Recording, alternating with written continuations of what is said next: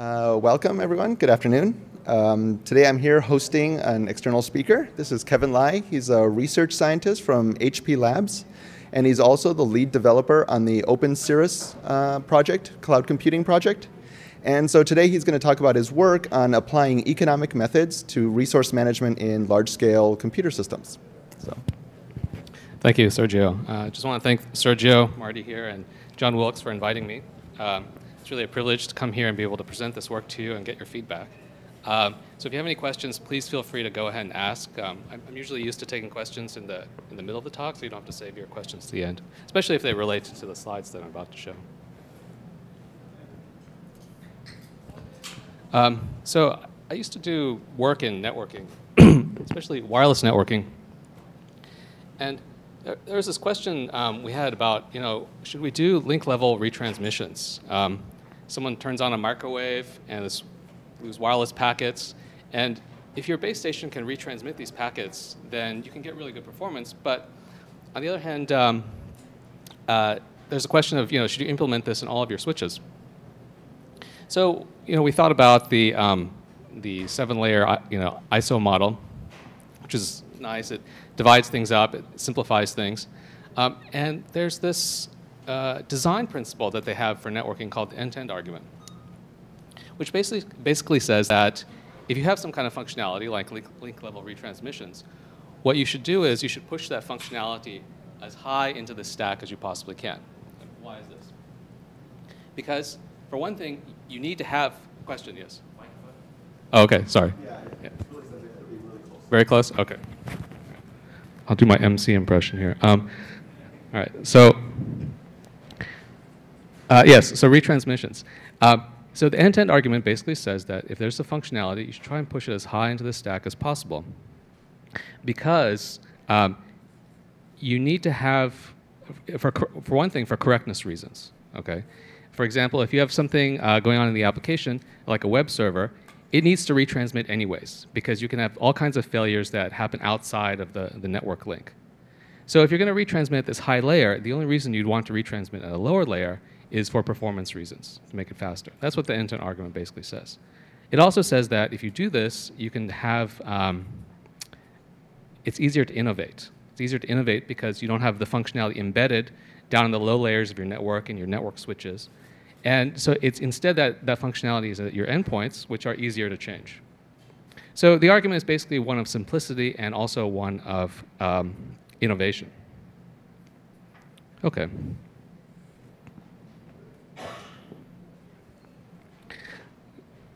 This was when I was a grad student. And later it was pointed out that actually the ISO 7-layer model is maybe a little bit simplistic, a little bit naive. Because in the real world, right, you want to take care of the financial considerations, right? You care about the cost of things. You care about the willingness to pay for things.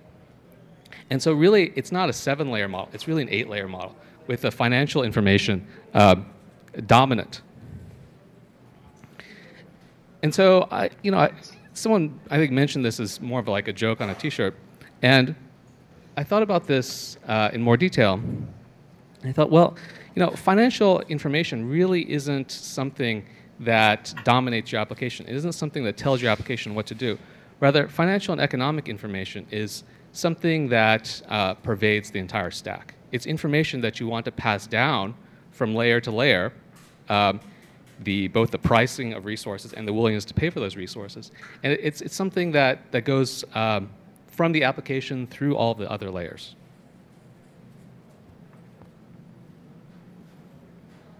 And this information is prices, how much does a resource cost? It's the willingness to pay, which is, for an application, how important it is that some resource gets devoted to it. And it's also the actual payment information. Oh, let me go back a second.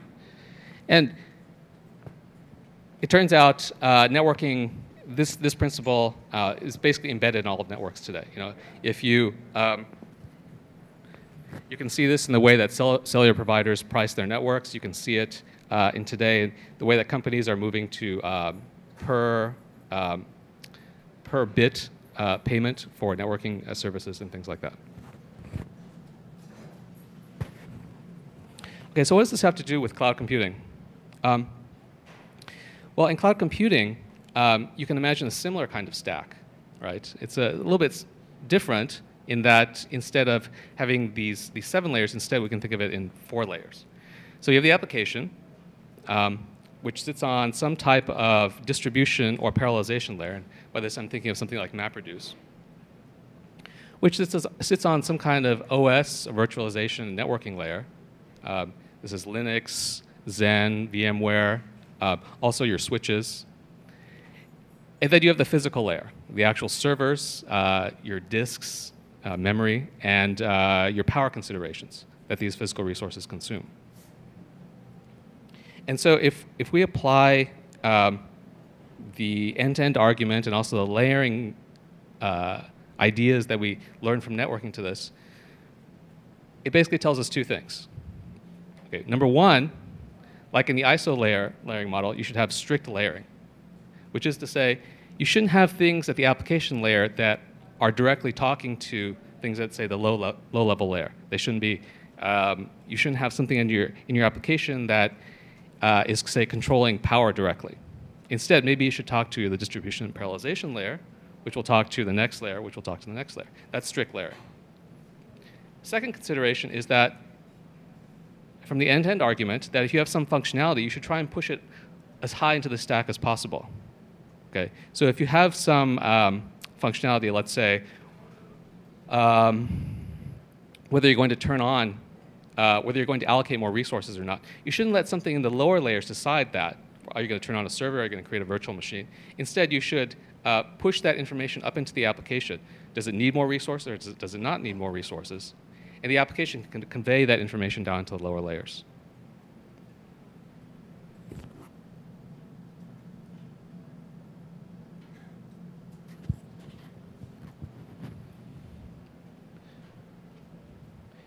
So this basically summarizes what I said. Okay, you're going to have strict layering. Higher layers are going to request resources from the lower layers. You're going to have the end-to-end argument, which basically means that the application decides what it needs and what its willingness to pay is. And then you're going to have these financial interfaces that attach to a price to each externality. And by externality, that just means any resource, the consumption of which is going to affect someone else. Okay? So, for example, if you have a limited amount of resources of any kind of resources in your system, if there's going to be demand for it from other applications, then that's an externality, and then you have to put a price on that.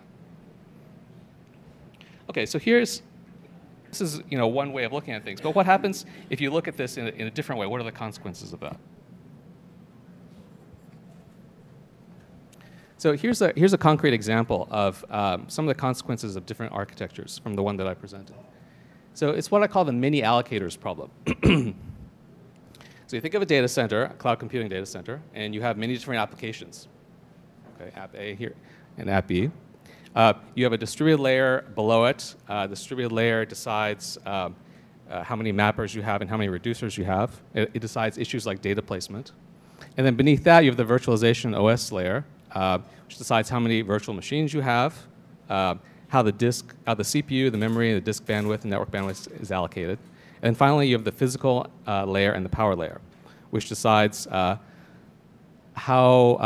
machines are turned on and off and how much power consumption they have. Now, the mini allocators problem is this. At each of these layers, you have to make some kind of allocation decision for resources that I just mentioned. Okay? Now the question is, how are you going to make these decisions? And if you look at the architectures that are out there, there are sort of 2 main camps. So one camp respects strict layering. So each of the controllers at each of these layers makes a decision about how to allocate, and it does it independently of every other allocator. Okay? And the problem that you get into here is that the allocators get into conflict, right? So some virtualization system like VMware's vSphere decides that it's going to allocate more, it needs more virtual machines, but some controller at the physical or power layer decides that it needs to shut off machines because you're consuming too much power. And so these things start to become in conflict. And you get poor allocation. Now the second approach is, well, instead of respecting the strict layering, what we're going to do is we're going to respect the end-to-end argument. So here what you have is a controller. You can think of it as a dictator of the entire system, which gets information from each of these layers and decides how it's going to allocate on some kind of global level. So it tries to optimize for all the applications, but it does it without respecting the layering. So you have this global controller. It knows, it understands your virtualization system, how power is consumed, and it reaches its tentacles into all the layers of your system. Okay? So the problem with the second solution is the complexity, right? Because now because you don't have strict layering, this global controller now needs to know how each of these resources is allocated, and also what is the consequence of the allocation of each of those resources on each of the application's performance. And because of this complexity, you end up having things like a one-size-fits-all approach, where basically this global allocator, since it can't know the needs of all the different applications in your cloud computing system, basically decides that there are a few templates for applications. And it makes allocations according to those templates. And if your application doesn't really fit that template, then your performance will suffer in some way. So what I'm proposing is that we respect both things. We respect the strict layering and the end-to-end argument. And we do this by attaching these financial interfaces to all of the layers where we charge for each of these externalities. And then we can get simplicity, because we don't have any kind of global controller that needs to understand what's happening in all the different layers. We can have the ability to have innovation in our system, because each application now gets to decide which resources it needs or wants and will fit its particular application requirements, and everything will be fine. Okay.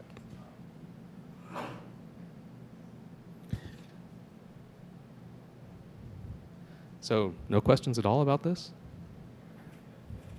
It's kind of a stunned silence. Question? Yeah. If you go back to your previous slide, no, I think. Oh, sorry. Next. Yes. So you're saying you're combining both, the layering and the multi-layer approach, but you're not really, because it's end-to-end principle, which doesn't really break the layering approach. Maybe I misunderstood what you were saying. You're saying you're combining both of these these two separate camps, but these two bullets are the same, right? This end-to-end principle basically applies when you want the strict layering approach. Yes, I see what you're saying. So that first bullet should say, under strict layering, higher layers request resources only from its directly lower layer. Okay. So for example, your application doesn't go off and decide how many physical servers it needs. Rather, it says to the Hadoop layer, I have a Hadoop job or a MapReduce job, and here's $10, go and run it. So, does that clarify it? So the consequence of that is now your application doesn't have to suffer through understanding, okay, I have this physical server, how does it map to my application performance? Rather, it just has to understand Hadoop, how much money, or MapReduce, I give it this much money. What does that mean for the performance of my application? Which simplifies the whole problem. Yes? So I think some applications are admissible to your suggestion that, you say I have this many dollars, do it the best way you can with this amount of money. Other applications may have deadlines or firmer constraints on what they can do. So I'm not convinced yet that those applications are admissible to the suggestion you just made. Maybe possibly you can draw an analogy to what's happened in networking when we try to have, better guarantees of delivery of service. Did that continue to obey the principles you've set forth here, or did they break those principles in networking? No, that's a really good question, and I think that is the one of the things that you sort of sacrifice in this approach. Okay, with the dictator approach, where you have the central controller that controls everything, you can get great predictability, right? Because you know everything that's happening in the system, and you can, if you have some application that absolutely must run, you can make sure that that controller knows that and guarantees that. In this kind of a system that I'm going to talk about today, it's slightly different because now each application makes its decisions independently. Say how much money they want to spend on each resource. And so there's what's called the price of anarchy. Okay, you have a little bit less order, and you have a little bit more chaos. And the question is, how much more chaos, right? How much more anarchy do you have in the system? And I'm going to talk about that a little bit. How do you provide some degree of predictability in this kind of a system? Because of course, you don't need absolute predictability. If it's off the deadline by a millisecond or two, for a lot of applications, it's not going to make a huge difference. Okay, that's a great question. Any other questions? Okay, I'll go on.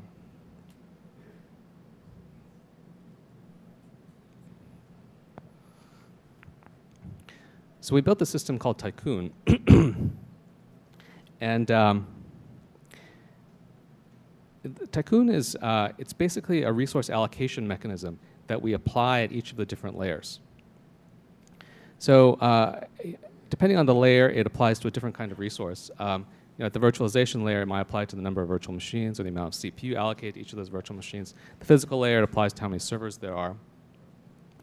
At the MapReduce layer, it applies to how many mappers or reducers you might have. And the basic idea is that the allocation is going to be the bid, which is something like $1 per day, divided by the sum of all of those bids from all the applications. So if I have one application that's bidding $1 per day, another one that's bidding $2 per day, then the first one will get 1/3 of the resources, and the second will get 2/3 of the resources. So it's extremely simple.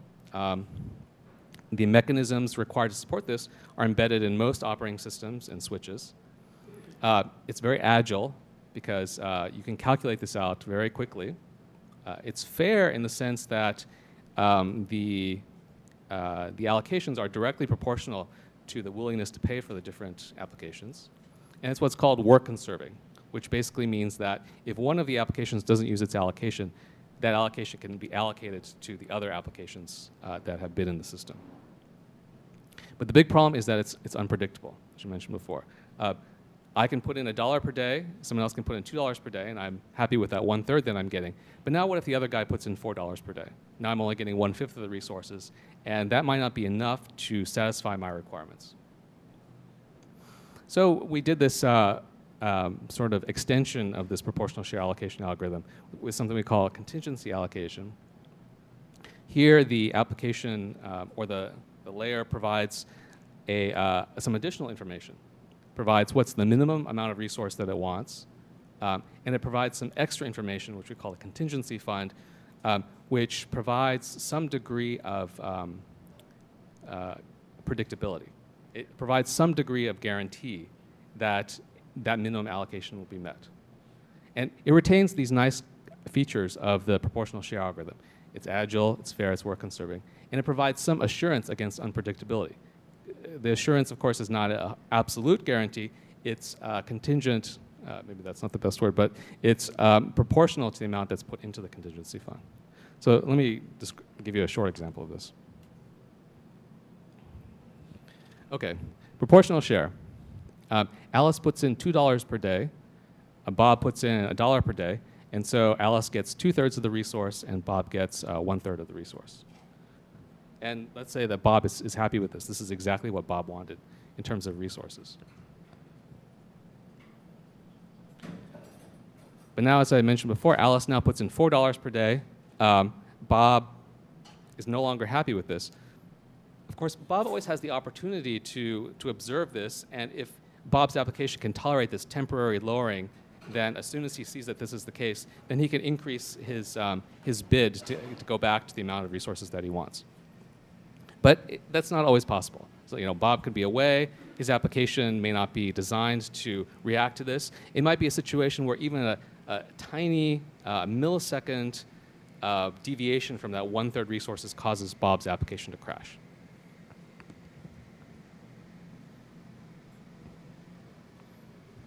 So this is the problem that the contingency allocator deals with. So Bob, in addition to saying $1 per day for the resource, also says I need as a minimum 1/3 of these resources. And furthermore, I'm willing to spend $10 to go into my contingency fund to ensure that I get that 1/3 spent. Okay. So this is used as follows. Now when Alice says, okay, $4 per day, now Bob's contingency fund, which was $10, gets drained by 1 additional credit, so that Bob's effective bid is actually $2 per day. And so his resource allocation goes back to 1/3. And this all happens before Bob's allocation has ever been set to anything less than 1/3. So it's never the case that his allocation is below 1/3. So this is somewhat more complicated to calculate. There are a lot of corner cases, which I won't go into, than the proportional share algorithm. But basically, it still retains the same algorithmic complexity as the proportional share algorithm. And it takes care of this case and provides some degree of predictability. In fact, it provides a wide range of predictability because now you can, if Bob wants to get a high degree of predictability, almost near a perfect reservation, he can put a lot of money into that contingency fund. If he wants just a little bit more predictability than the proportional share, then he can put less amount. So it provides this nice knob where the users can control the degree of predictability that they want in their allocation. I'll repeat it. So one question I have is typically applications, so Bob and Alice, don't ask for a portion of the share because they have no idea how big the cloud is, right? They ask for a specific amount of resources. So how does that work in that context? Okay, so yes, the idea is that the resource provider exports the total amount of resources in the system. And so given that, you can compute, let's say I want 33 servers, or let's say 33 servers, and I know that I have 100 servers in the system, then I know that, okay, I need to put in an amount of money sufficient such that I can get 1/3 of those things, those resources. Right. Yes, yes, yes. And so the contingency allocator takes care of this. When you enter that information, the minimum, you can enter it as 1/3, or you can enter it as 33 servers, and it calculates the appropriate amount. Could you use the mic? Sorry, that's good. But then you broke the end-to-end principle because you're not supposed to know that you need 33 machines. Oh, of course, right. So it's not necessarily the case that it's the that's the application that does this. When I talk about, I shouldn't have said application before. It's the next higher layer of this particular resource that actually asks for that resource. So in the particular physical server case, it's, let's say, the virtual machine management system that asks for those physical servers. My impression is that in the business world, when people have, I guess, variably priced resources, they tend to resort to long-term contracts and then occasionally have a human renegotiate those contracts. Can you compare that type of approach to yours and your automatic contingency fund approach, and maybe say if there are any business situations where people use sort of automatic contingency funds? Okay, so the allocation that I'm talking about here today this is sort of meant to do the low-level allocation in the system, the actual thing that's implemented in the hardware, not in the hardware, but close to the hardware to do the allocation. How you would actually sell this is a sort of a different issue, right? So at a higher layer, you can take these kinds of mechanisms and package them up in many different ways. You could package them up as a completely fixed price type of thing. You could package it up as it actually is, which is a highly variable price thing. Or you can package it up as SLAs with a penalty in case they get violated. At some point, there's going to be a layer with dollars and contracts Right. that has to be converted to your automatic thing. So someone, whether they work for the cloud computing or they're the customer, has to figure out where to set those knobs. That's right. And I'm not convinced that's easy. Okay. So I think that's an open point. That's a good question. I think that's an open point. I will talk about later, like we implemented this for some different kinds of applications, and I'll show you the results of those results. So, Excuse me. first question is... Question from New York. Okay. Question from New York. Go ahead. Yes. So the way you define this extra fund, I don't see why Bob would like bid anything per day. So what he can do, I'm wondering what type of equilibrium will happen if you define the rules of the game like this. So what happens is that Bob can bid $0 per day and have a large, better contingency fund or something, and this makes sure that, and then he has some minimum requirement. So if there are other competitors in the system, he will end up paying more. Otherwise, he will get whatever he wants without paying that much. So I don't see why. Bob would pay any dollar per day. Maybe I didn't understand the rules of the game exactly. Okay, I missed most of that question, but so what is probably? It was very simple, similar to my question. What is the steady state of your system? Yeah, so I'm interpreting the question to be about the equilibrium situation. Like, what happens if we think of this as a game, and now it's like everyone has this mechanism to apply. What happens in that case? Okay, so it's important to remember that some preferences for resources are not admissible. Basically, if you have two applications and they want more resources than are available, then there's just no way you're going to satisfy both of them, and no resource allocation scheme is going to handle that. So we have to take those situations off the table. But now there are some situations where Alice and Bob, they want an admissible allocation. Both of their preferences can be handled, but it's such that that there's a bidding war goes on. So Bob specifies a contingency fund, and Alice specifies a contingency fund, and then now they sort of escalate upwards to some very high price before one of them decides to back off. And so the idea of the contingency fund is that can sort of be calculated in one pass, as opposed to before without the contingency fund. Now Bob puts in a bid, then Alice puts in a bid, then they go back and forth, and then it like an eBay auction that goes higher and higher and higher, and then finally one of them decides, okay, I'm going to back off. That's it. But with the contingency fund, it basically, because you put in this explicit information about your minimum resource, and you explicitly say your willingness to pay, that all gets taken care of in one pass. So that in that particular situation, the only advantage of the contingency fund is sort of efficiency, latency issue. Does that sort of answer your question? Also the New York question? So,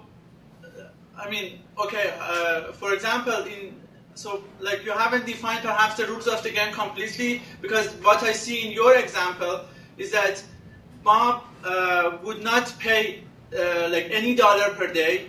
He will put all his funds in his extra fund, and he put the minimum, and depending on the competitor, he will use part of the fund. So why does he pay extra? Declare something like $1 per day if he knows that he has a fund that he can use. So at the end of the day, all players in this game should pay $0 per day and indicate some fund, and then they have a minimum requirement as well. So then I don't know how you compete these funds with each other. So there is a chance that Alice also use the same fund. Oh, I see. Yeah, so the reason that you won't put in, say, 0 for your base amount and just put everything in the contingency fund is basically because, it's a corner case that it has to do with how much do you want in the average case. But I think maybe we should go on and take some more questions. I'm going to be here this afternoon, so we could talk about this in more detail offline. I think this is an important case. I just want to make sure we get to some of the other issues. So the other issue is basically if you don't think of the actual payment, the day payment, it's the contingency funds that are going through a market clearinghouse, and that's basically what is happening. It's your auction. Like all the other stuff is to deal with limitations and things like that. If you get rid of them, if you look at the simple model, you may as well get rid of everything in terms of daily payments, and work on a market model where the contingency funds are actually the contingency funds are actually, doing the market clearing. Was there a question? Was that a comment? I mean, it was a suggestion to all these issues related to how much you're paying and how much you're willing to pay on all the stuff. Right. If you get rid of them, Yes. then you end up with a market auction, and depending on who's in it, you basically start getting payments there. So all these things on the left side are probably digressing from the problem, the solution which is on the right side. Oh yes, yeah. But you don't have to refill it on a microsecond level. You can refill it on a once a week level or something like that. But the graph that you show, the 2/3 versus 1/3, seems to imply some kind of uniform pricing of the unit pricing is available, and that price is visible to the different actors, Alice and Bob, and how Alice and Bob value these units in a uniform fashion. Whereas to them, Bob may be poor, so his $1 is, he holds on to his $1 very dearly, whereas Alice is rich enough, she doesn't care, she can throw money around.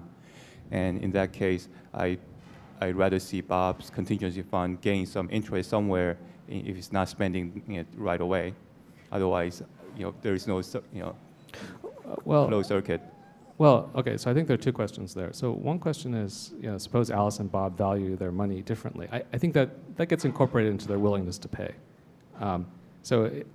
And how much of the resources they expect.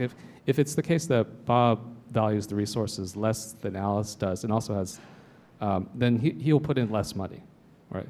So how does marginal cost come into play? Market cost? No, marginal cost of just a little bit more extra resource you can get, so that'll be nonlinear. I mean, yes, it will be. That's true. I mean, this is a variable pricing model, and so the marginal cost is definitely variable. Even for a single person, it's going to be variable. You're right. The second question is about the interest issues. I'm going to sort of defer the macroeconomic types of stuff to the end. Yeah.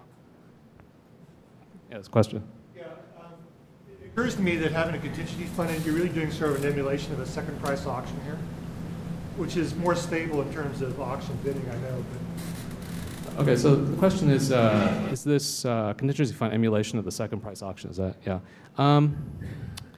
You could think of it that way, in some, especially for the case in which the users, the preferences are sort of could not be expressed. The initial preferences could not be expressed in the initial proportional share bidding method. It's like you could think of it like second price sealed bid in the sense that they put it. Yeah, he's willing to pay $10 a day, but he's actually trying to get by paying $1. Right. Yeah, I think that's accurate.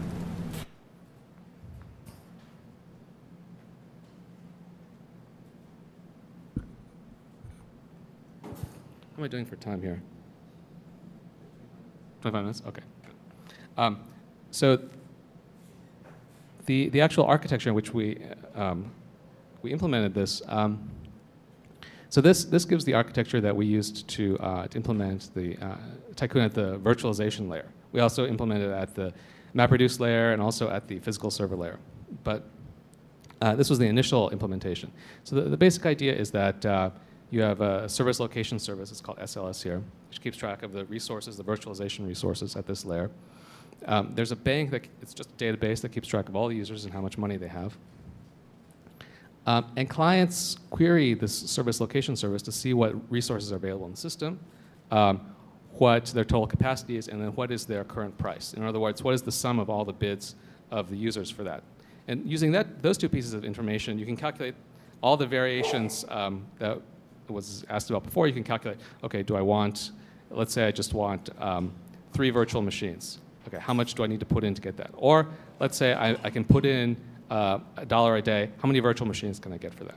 So you can ask and answer all of the different what-if questions.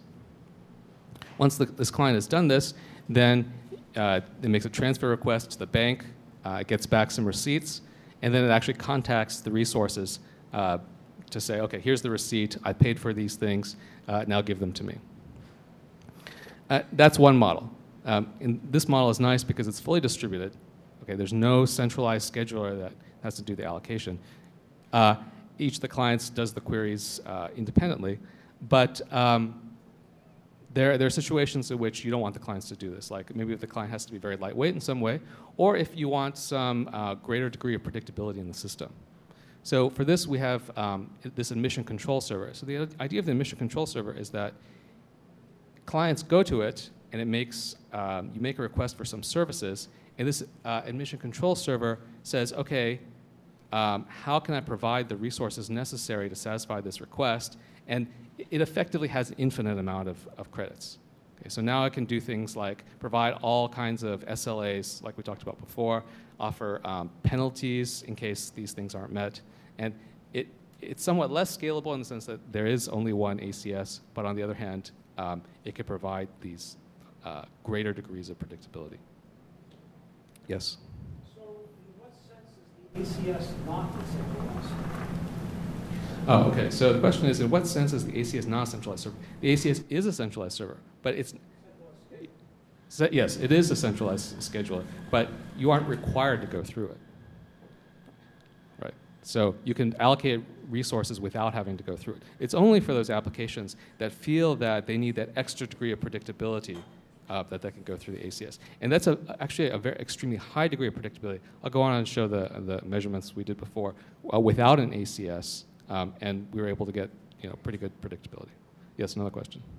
If you can obtain the resources on the market of going through the ACS, then the resources that then the ACS is competing against those people who go outside the ACS. So in what sense is the ACS's ability to obtain resources on the market still predictable? That's because, at least so we thought about two situations with ACSs. So one is you have a completely centralized ACS that's actually run by the provider, in which case you can effectively give an infinite amount of currency, which means it can outbid anyone, and it's a hard guarantee. The other situation you can think of ACSs is actually, it's not a centralized thing, it's more like a broker. So it's a service that has acquired a large degree of credits, so say more credits than any individual user. Let's say credits equivalent to 10 or 100 users. And because it has this reserve, it can bid in such a way that it can smooth out bursts. So as a particular user, I show up on a day and prices are super high. I can't afford it. And some days I show up and it's super low. I can afford like many days of this. So what having this broker here is you can smooth those things out and provide service, more steady service in that way. So to answer your question, it can be outbid only in the case in which it's in the broker form rather than when it's in the centralized form.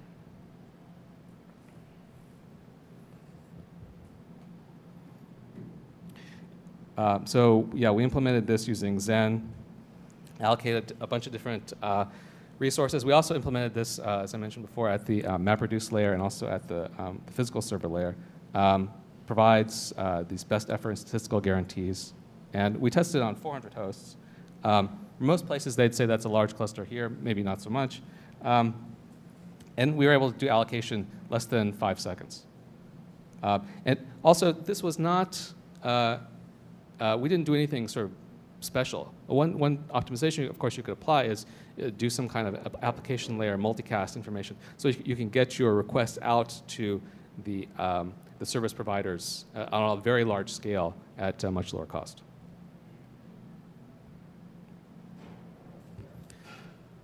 So I think this mentions just stuff we've already talked about before. Basically, users want predictability. How are you going to provide this predictability? So it turns out there are many different questions that users are going to ask with regards to predictability. What we wanted to do was come up with a model that could cover as many of those cases as possible. And so we thought about 3 different parameters in the system. There's how much of a resource can you get? Okay, this is what we call the quality of service. Can we meet a particular minimum resource level? That's what we think of as quality of service. Second is how much do I have to pay for it? This is the bid. And then the final piece is what is actually the likelihood that I'm going to meet my quality of service level? Is it a 99% guarantee? Is it Is it a 5 nines guarantee, or maybe it's just a 1 9 guarantee? So it turns out that basically we could think of situations in which users specified any 2 out of these 3. So the first one is, okay, how much should I bid to obtain the expected QoS level with a given guarantee? So basically, I want a minimum service level. I have a particular guarantee level. How much do I have to pay for that? Similarly, I have a certain amount I want to pay, and there's a particular guarantee level I want, and how much of the resources can I get for that? And then finally, I know how much I want to pay, I know what my minimum is, and how many nines of predictability can I get for that? So what we came up with was with a model, a mathematical model, where you could basically plug in any of these 2 and then calculate out the third based on historical information in the system. So this sort of formalizes it somewhat. We have the proportional share quality of service, which is, as I mentioned before, it's your bid plus your bid over your bid plus the sum of everyone else's bid. That's the allocation from proportional share, and that's also the particular quality of service that people are asking for. Then the service level guarantee is the probability that you're going to get that level of service.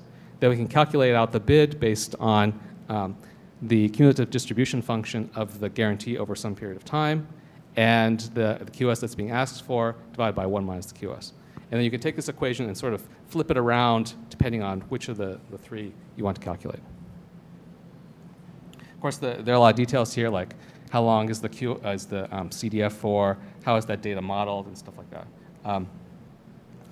That's all in the paper, or we can talk about more detail offline after the talk.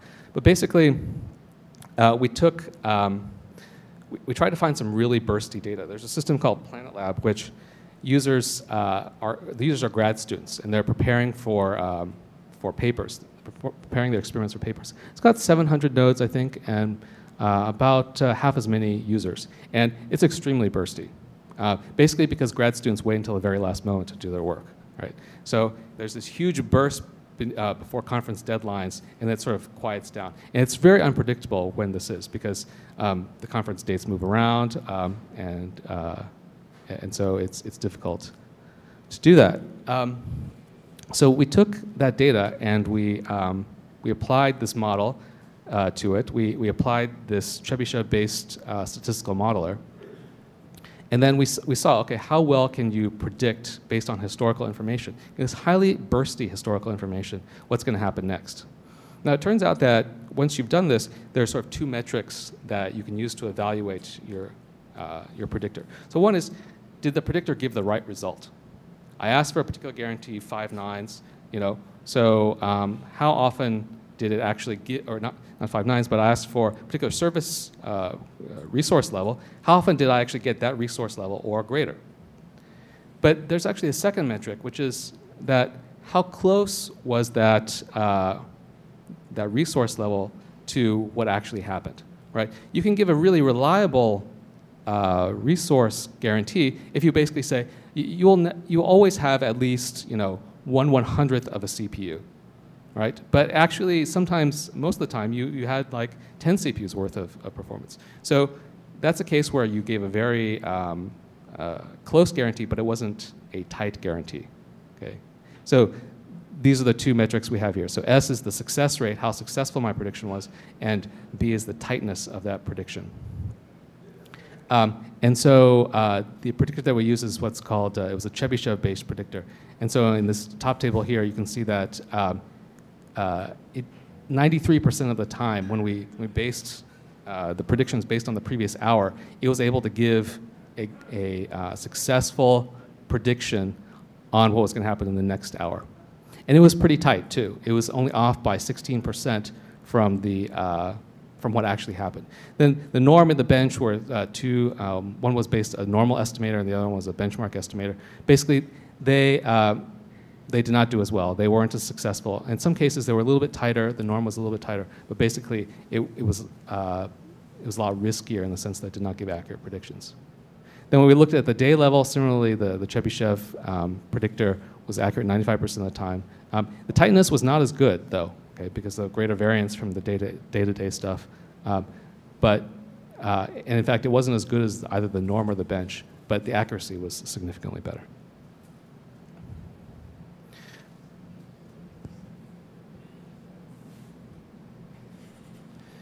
So there was a question before about the equilibrium, right? Because you can think of this as a game where you can't do something in isolation. If you use this predictor, for example, and you can't assume that you're the only one who's going to use it. In fact, everyone's going to use it. So the results, you can't just take a result of one person in isolation. You have to say, what's going to happen when everyone in the system starts using this? Is the performance going to be better? So that's what this graph shows. On the x-axis is the amount of work completed. And on the y-axis, it's a cumulative distribution function over two sort of groups of jobs. So the green group is the people who aren't doing any prediction. That was one run, a whole bunch of people, none of them were doing prediction, they all ran together. Then in the second run, the red run, everyone was predicting, was using this prediction mechanism. And so what this graph shows is how much work across all those people and all those runs did they do. And so in this case, what you want is lower is better, because that means that more of the jobs were able to get a large amount of work done. You want more of your distribution pushed over to the right of this graph and less to the left. You can see that's what happens with the red graph.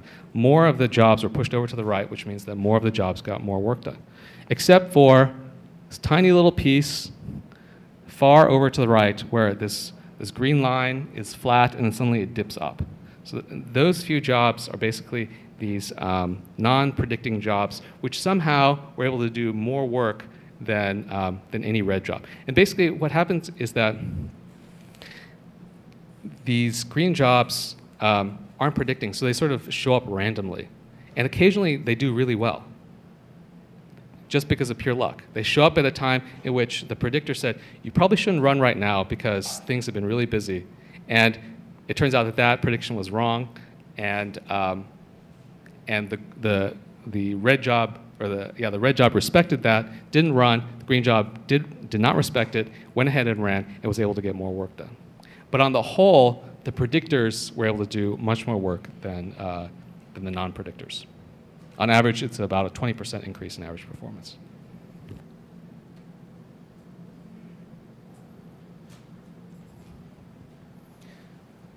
Okay, so we also did this at with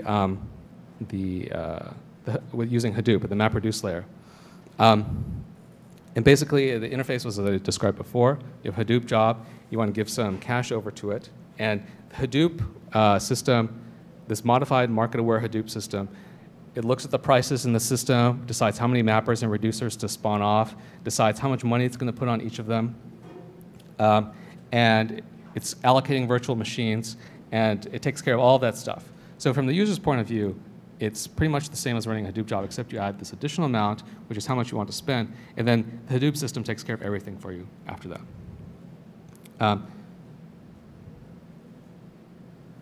Skip over that. Okay. So what happens?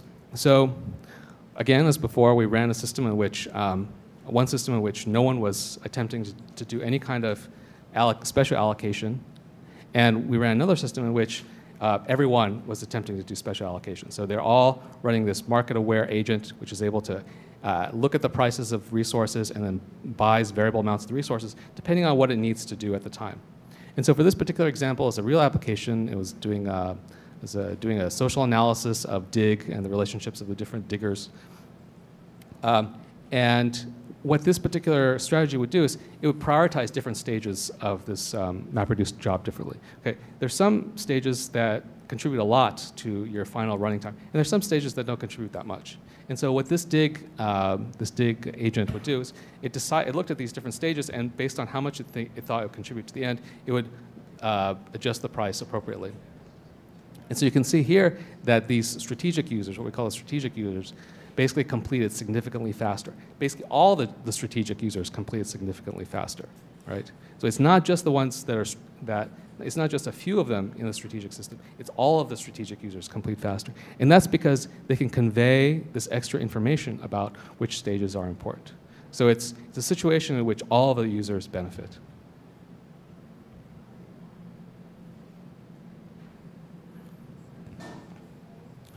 So this is the basic approach that we're taking in this open Cirrus testbed that HP is working on with Yahoo and Intel. And the basic idea is it's a globally federated system. Each of the different companies contributes some resources to this.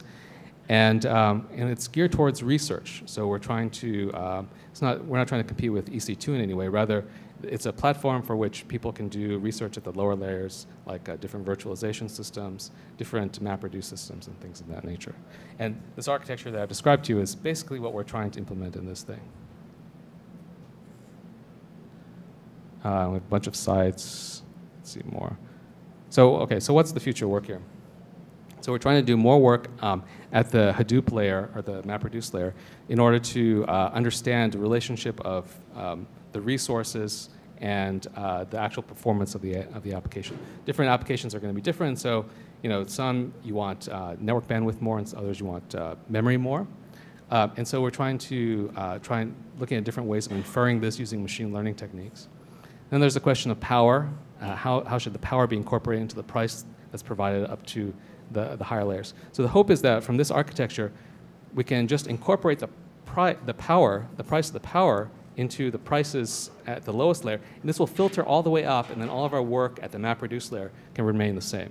Okay, so this is the advantage of having this strict layering. Now, all of these optimizations that we've attempted to do on optimizing a price, they automatically take effect now that we incorporate the power into the lower level price. We also want to incorporate this into issues of network topology. And then there are all these macro issues which have to do with inflation and interest and things of that nature. Okay, so I think that's it. Are there any questions? No? Okay. So I'm going to be here this afternoon. Oh, here's a question. But I'm going to be here this afternoon, so if anyone wants to talk about some of this stuff more offline, I'll be here. So it seems that that this work applies mostly to situations where the resources at a given layer are very, I guess, homogeneous and fungible. So, if I'm a user, I want 10% of the resources, kind of any 10% will work fine for me. By contrast, it seems like a lot of these resource allocation decisions in the real world don't really obey that condition, right? So you might have heterogeneous resources, this one's better for my application than that one, or you might have certain constraints that you've imposed that, I need, X resources, but they've all got to be close to one another physically or something, within a certain latency, distance of one another. Right. How do you, which seems like it makes the problem much more complex. Have you guys looked at any of those kinds of things or? Yes, so actually, these experiments, we had many generations of hardware in our data centers. And so there is an explicit trade-off that you have to make between that these agents in the work that I described, should you pay more on a machine that had higher capacity, or should you pay less on a machine that has lower capacity? There are lots of questions like that. All of that was incorporated in here. But as you were suggesting, it's very complicated to sort of like the interface in these experiments, we just say exported the amount of memory you had and the CPU speed that we had. But it becomes very complex. You have different architectures. There might be some subtleties that are exported, like say how much cache the machine has, that have a significant effect on your application performance. And that is part of the future work, where you try and understand what is the mapping of these particular characteristics to your final application performance. Network topology is a very complicated one, of course. What is your inter-rack bandwidth and things of that nature. And that again, is part of future work.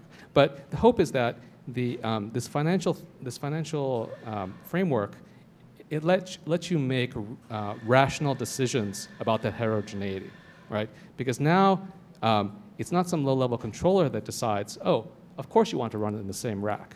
No, you get to decide. Is it worth it for me to run in the same rack given the other constraints of the system, or is it not? Or maybe I don't care, right? And so now you can make those decisions in a much more rational way that fits your particular application requirements. So getting back to, I think it was a question about contracts and longer-term contracts, humans and so on, kind of related. What about slow-moving resources? So for example, once I've acquired some disk and I've actually put data there, well, if that's 1/3 of the resources, you can't all of a sudden take that away from me because I have data there. So if you do take it away, I'm probably not going to use the cloud, that cloud, to store my data.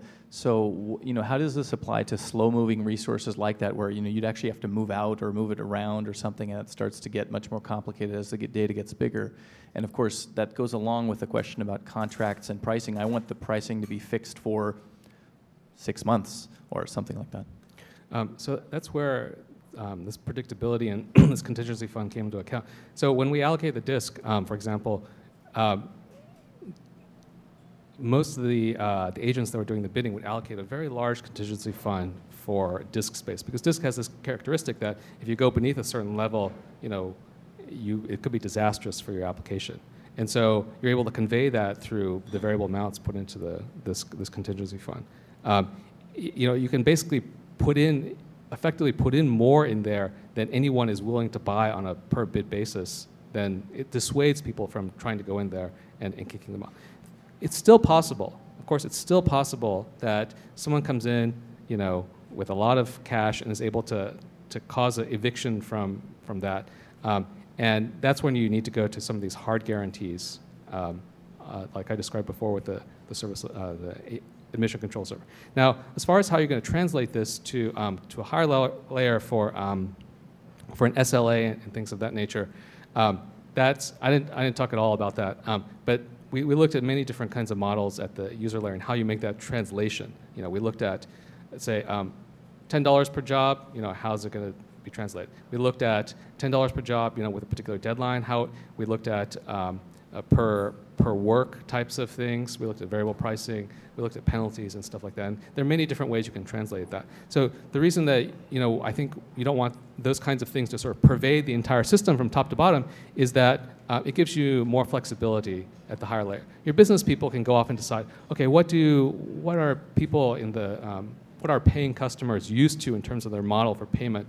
And it doesn't have to mean you re-architect your entire system. It just means you have to sort of figure out the translation from that human SLA to what's happening at the lower layers. First of all, with regard to the long-term contract issue and the issue about wanting to keep your disk unless there's some other compelling use sufficiently compelling that it makes sense to evict you even though you have data there. Another way to approach that is the way we did in the rental auction algorithm in the incentive engineering paper, is that having acquired a rental contract, you then, instead of deciding what's the price I'm willing to pay, how high am I willing to go in order to hold on to this, you instead decide what's the greatest opportunity cost I'm willing to give up in order to retain the rights that I've already purchased. So in other words, you say, if I could sell this contract to another use at some particular high price, if the price is high enough, it's worth it for me to cash in my disk storage for that high price. But unless I decide to do that, I've already purchased a long-term contract and I can hold on to it for the length of the contract. So it gives you the same dynamic, but with less risk going in, because it's up to you to decide whether you want to conditionally vacate. Yeah, so one thing I didn't talk about is what happens when a allocation request is put into a system and the contingency fund defines that it's not admissible. Who gets kicked out first, and what do they have to pay? What do you have to pay them in some cases, right?